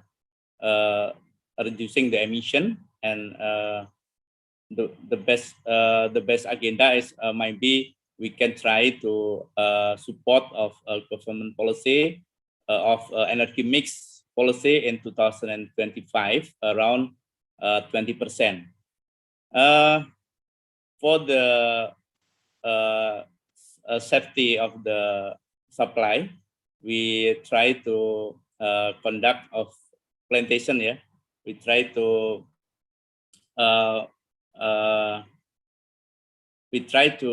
conduct of Kalianda plan.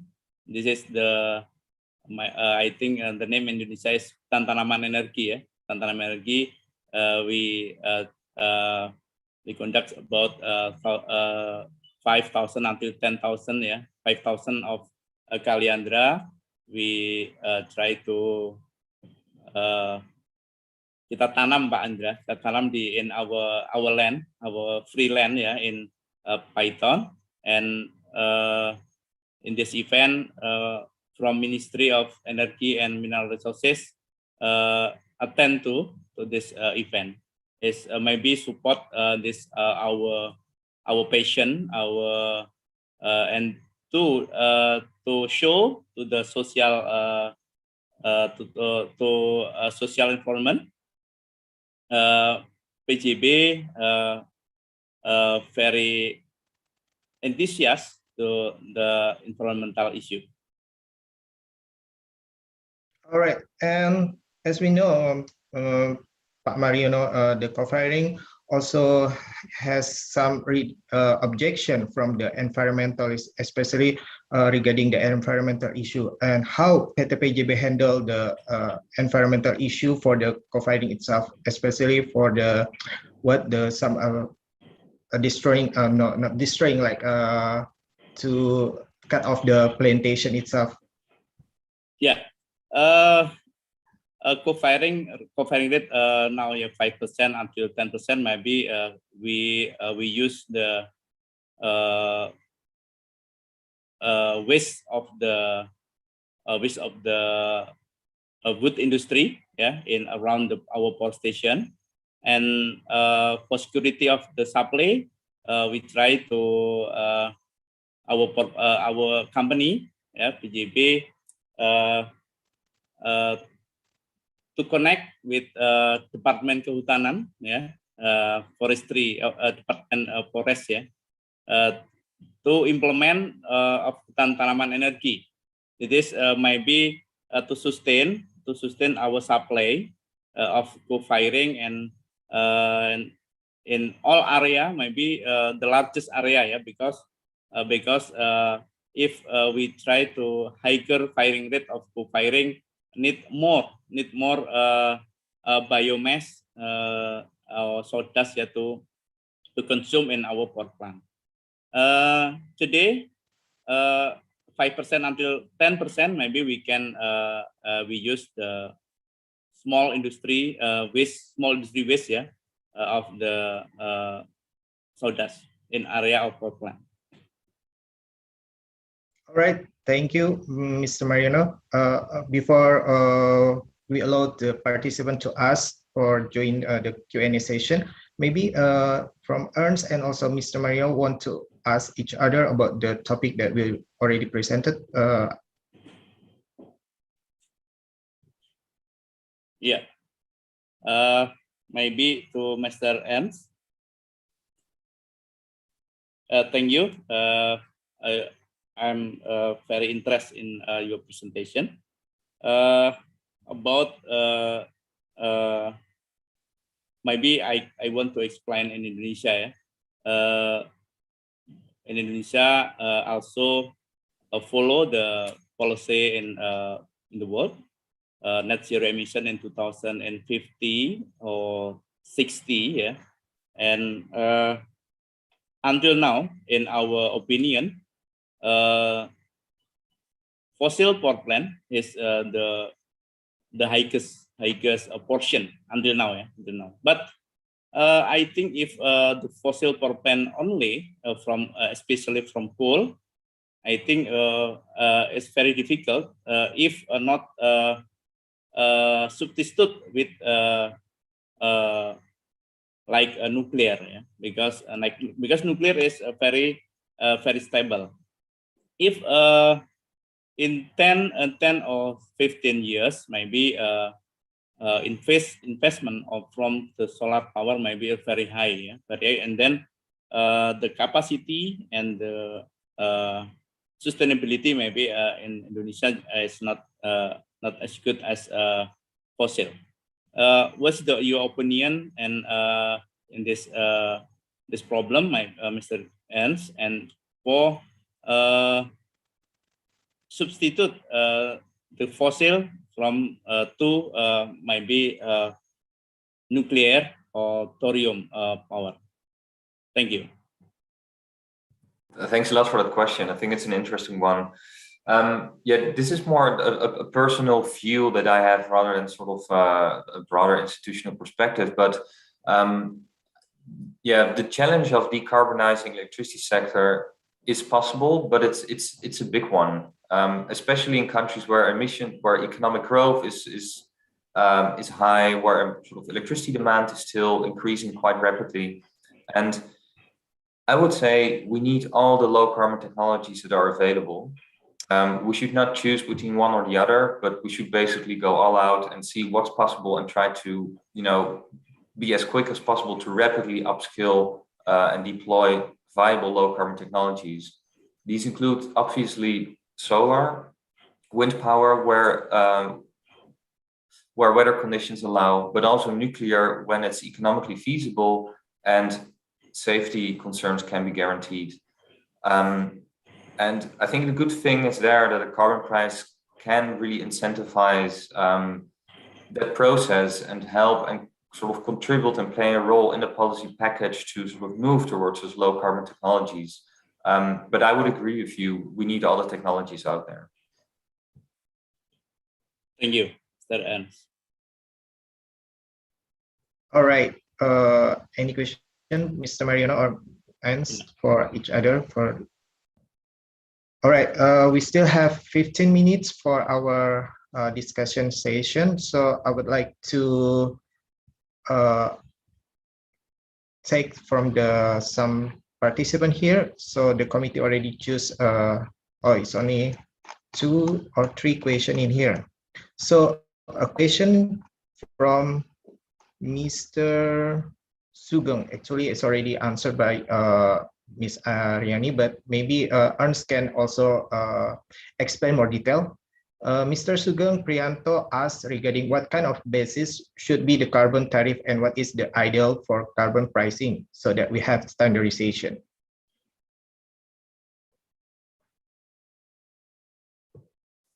Is that a question to me, Indra? Yeah, it's for you. I mean, because Okay. Ms. Aryani already left and can answer very properly the question. Yeah, it's a good question, and it's the simple answer is it depends on the context. There's no one single carbon price that will have the same effect across jurisdictions. The abatement incentive that a given carbon price delivers will crucially depend on the other policies, low carbon support policies that are implemented, the relative differences between fuel costs among generation technologies, and the fact to which carbon costs are reflected and sort of form a net cost in generations operational decisions. So there's not a clear-cut answer to that one, and it does require modeling exercises to find out what the right carbon price tax or ETS or price signal is to incentivize certain abatement options.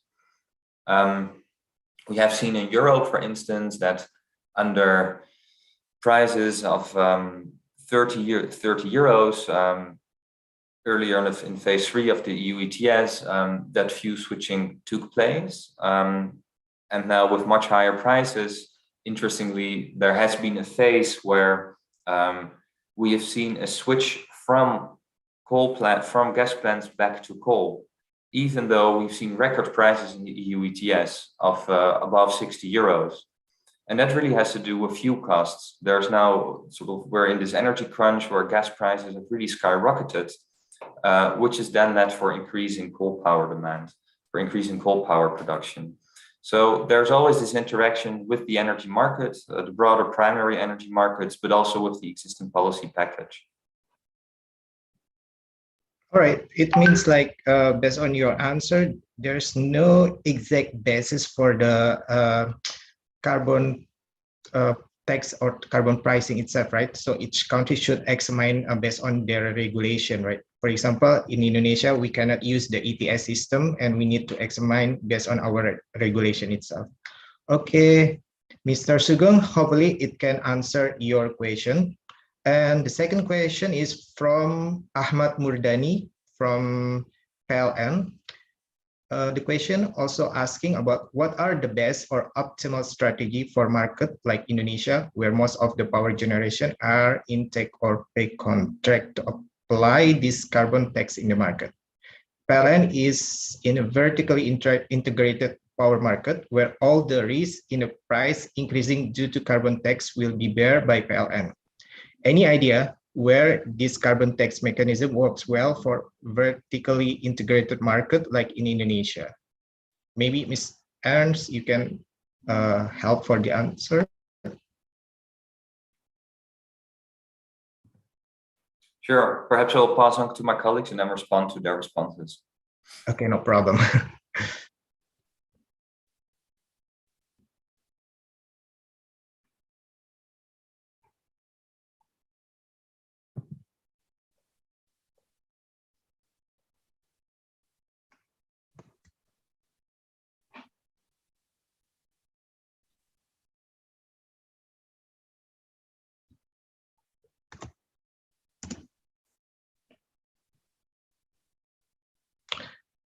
So, you need a question. Okay, I'm gonna repeat. The question is actually what are the best optimal or strategy for market like in Indonesia, where most the power generator are in the take or pay contract to apply this carbon tax in the market.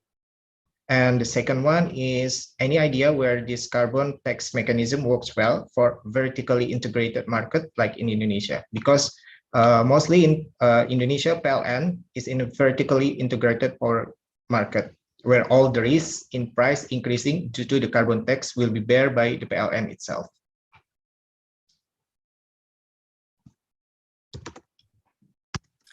Yeah, perhaps I can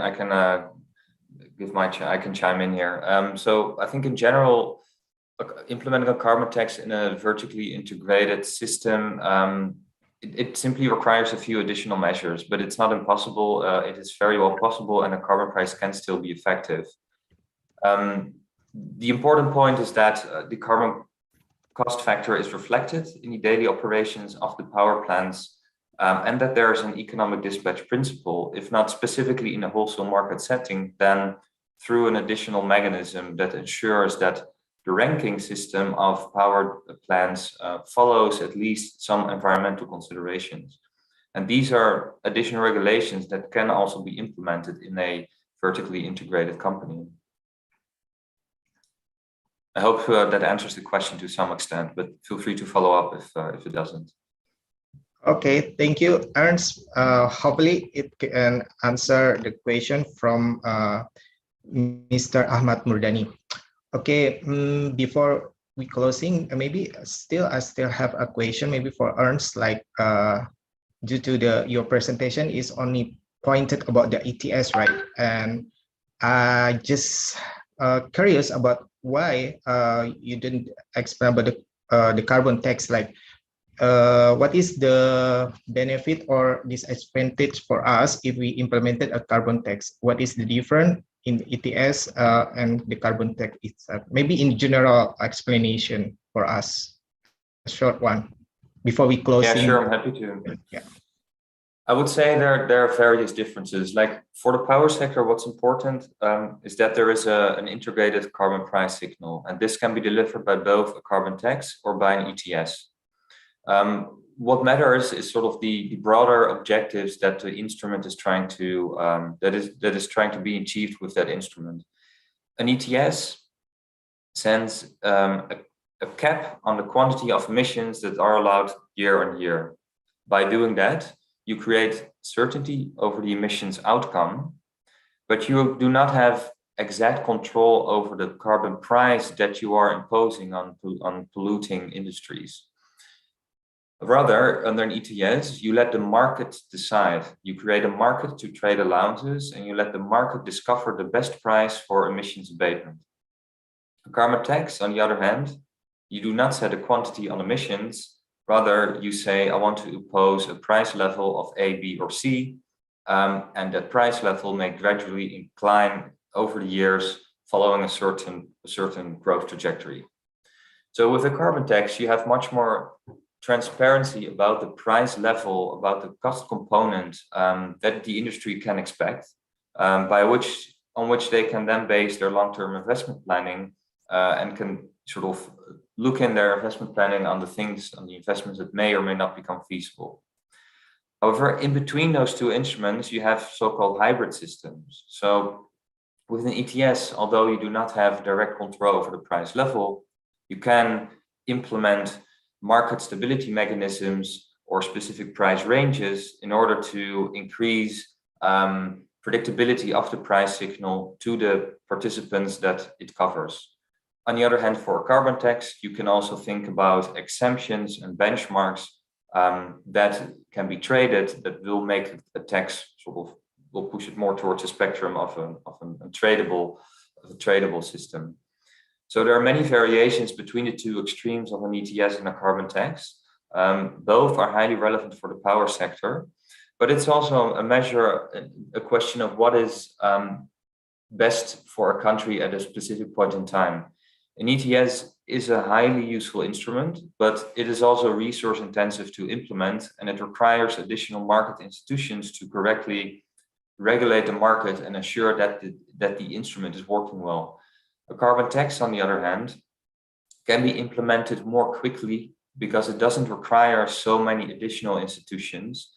There are ministries that have experience with implementing taxes that may well take up and be responsible for implementing a carbon tax.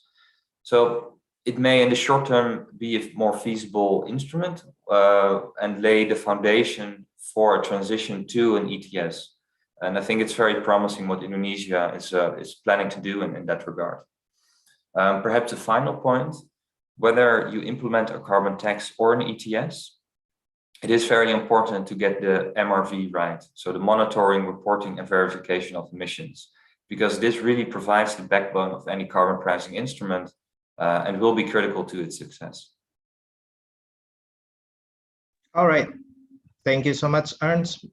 So the point is also still like the choice of the instrument, whether the carbon tax or ETS, will depend on our national and economic circumstances, right?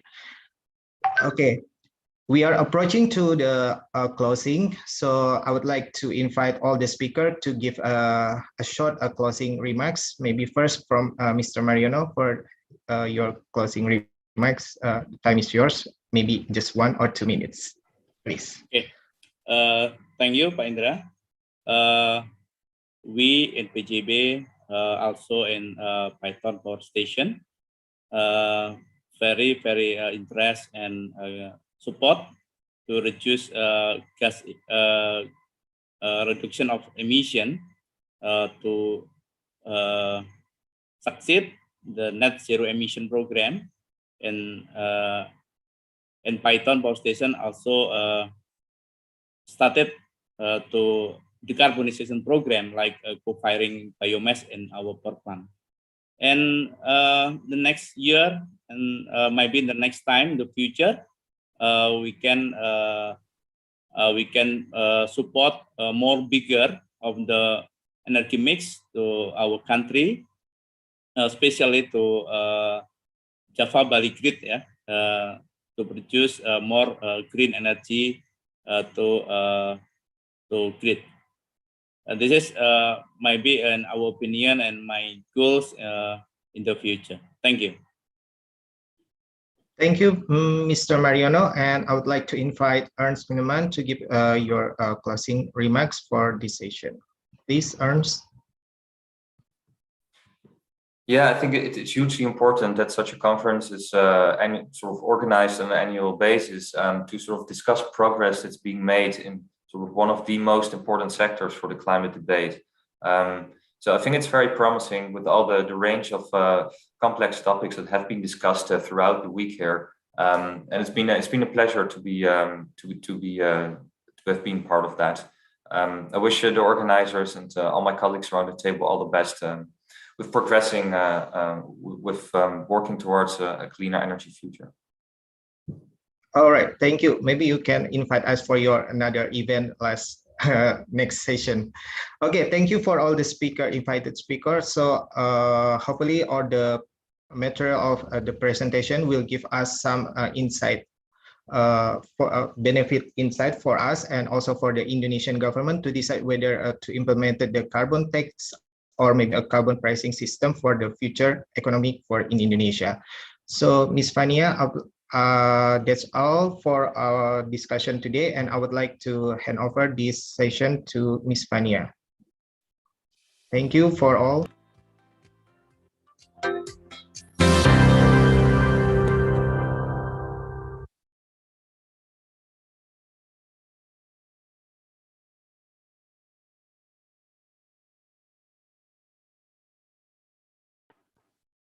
Okay, thank you so much for all the speakers and moderators.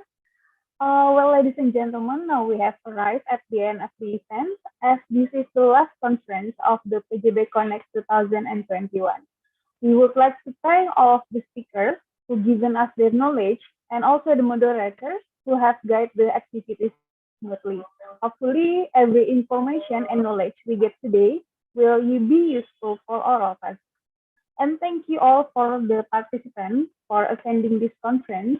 The committee will announce the lucky participants who get the door prize on PJB Academy's Instagram. So make sure you check page at PJB_Academy on Instagram.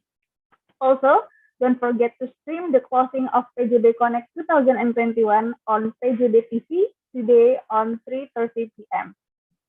And on behalf of the committee from the organizer, we want to apologize if there are any lack or some mistakes during the activities. So thank you for coming and see you in PJB Connect 2022. Wassalamualaikum warahmatullahi wabarakatuh. Thank you, Mr. Ernst. Thank you, Ernst. Thank you, Pak Iwan, Pak Mariono. Thank you, Pak Iwan. Thank you, Mr. Thank you, everyone. Thank you, Mbak Fania.